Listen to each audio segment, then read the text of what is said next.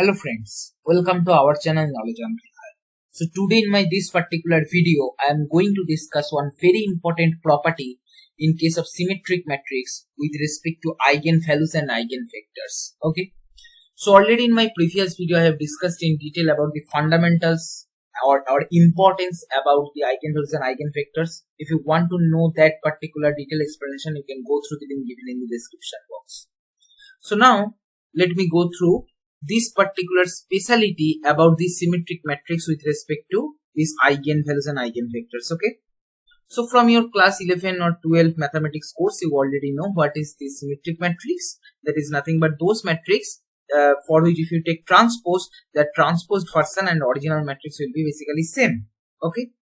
Now just consider for the symmetric matrix A, there are two eigenvectors v1 and v2, and they are corresponding to lambda 1 and lambda 2, these two eigenvalues.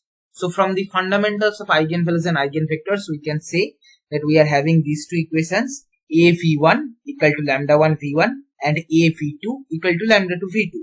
Nothing rocket science I did, just based on our previous conclusion of eigenvalue and eigenvector, we have taken this.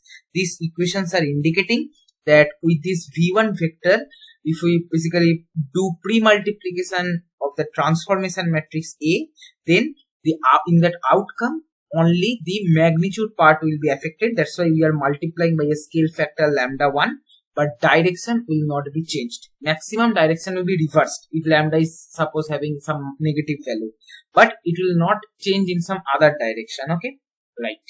Now suppose we want to compute this particular one, that is with this particular equation, you just pre-multiply v2 transpose in left and right hand side. You will be getting v2 transpose a v1 equal to v2 transpose lambda 1 v1.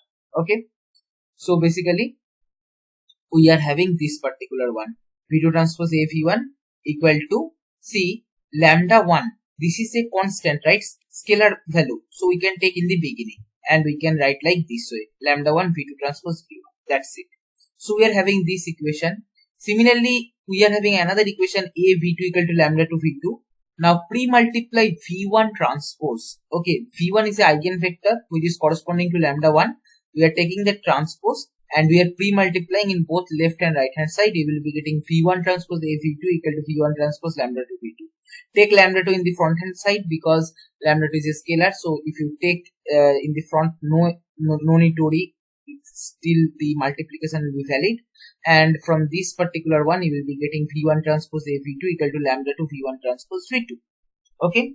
Now just compute this.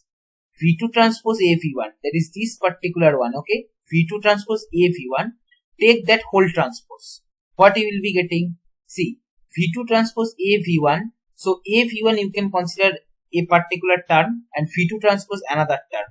So v2 transpose suppose a and a v1 suppose b. So ab whole transpose is nothing but b transpose a transpose. Here b is a v1. So v2 transpose a v1 whole transpose equal to a v1 whole transpose multiplied by v2 transpose, then again transpose. Transpose of transpose will become v2 only, and a v1 whole transpose, that is ab whole transpose, again you can apply the formula b transpose a transpose.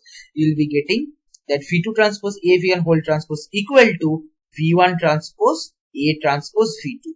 Okay, and as our A matrix is a symmetric matrix, so A transpose equal to A, so we can replace here and we will be getting v2 transpose A v1 whole transpose equal to v1 transpose A v2.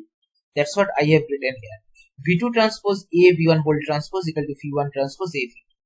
Now what is v2 transpose A v1? If you see this particular one, v2 transpose A v1 is nothing but lambda 1 v2 transpose v1. Okay, just substitute that. That's it. Lambda 1 v2 transpose v1 whole transpose equal to, now what is this one, v1 transpose a v2? We got here v1 transpose a v2 equal to lambda 2 v1 transpose v2. Just substitute here.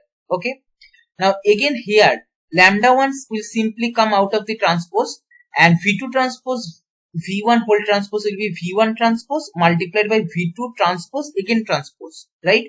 So v2 transpose again transpose will become only v2, and if you just basically do that simplification, that is ab whole transpose equal to b transpose a transpose, you will be getting this particular equation, that is lambda 1 v1 transpose v2 equal to lambda 2 v1 transpose v2. That is right hand side we are just simply writing as it is. Okay, now what we can do, just take all these terms in the left hand side, and you can easily see v1 transpose v2 is present in both left and right hand side, so we can take common, so we can get this particular equation, lambda 1 minus lambda 2 whole multiplied by v1 transpose v2 equal to 0.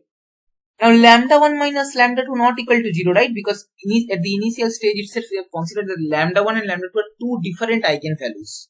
Okay, right? So if lambda 1 minus lambda 2, this particular scalar value is not 0, that means v1 transpose v2 should be 0. And one factor transpose multiplied by another factor equal to 0, that means what? That means nothing but two vectors are orthogonal. Okay, or basically the angle between them is 90 degree. Okay, and that's why if we are doing this kind of product, we are getting 0. So the conclusion is very important. Listen this very carefully and remember this. Eigenvectors corresponding to distinct eigenvalues, because lambda 1 and lambda 2 are different or distinct eigenvalues. Corresponding to them, the eigenvectors are v1 and v2, right? And we are seeing those are orthogonal. So the conclusion is eigenvectors corresponding to distinct eigenvalues of a symmetric matrix are orthogonal. So what will happen in future, I'll be taking this particular conclusion, like for example, for a symmetric matrix, suppose we are having a set of eigenvectors v1, v2 dot vn, okay, and all these are one column vector suppose, and we are taking all these column vectors as column of a particular matrix. So for that particular matrix, I will simply conclude that inverse is possible, because all those individual vectors corresponding to distinct eigenvalues will be orthogonal, and if all the columns are orthogonal to each other, that means they are linearly independent, and if they are linearly independent, that means obviously for that matrix inverse will exist, right?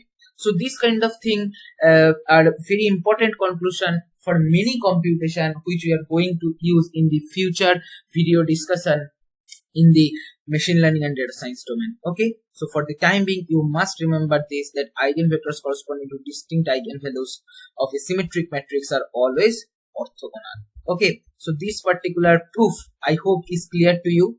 This is all for this video. If you find this video helpful, then please like, share and comment. Subscribe my channel if you have not subscribed till now, and don't forget to press the bell icon to get the notification of my latest videos. Thank you for watching.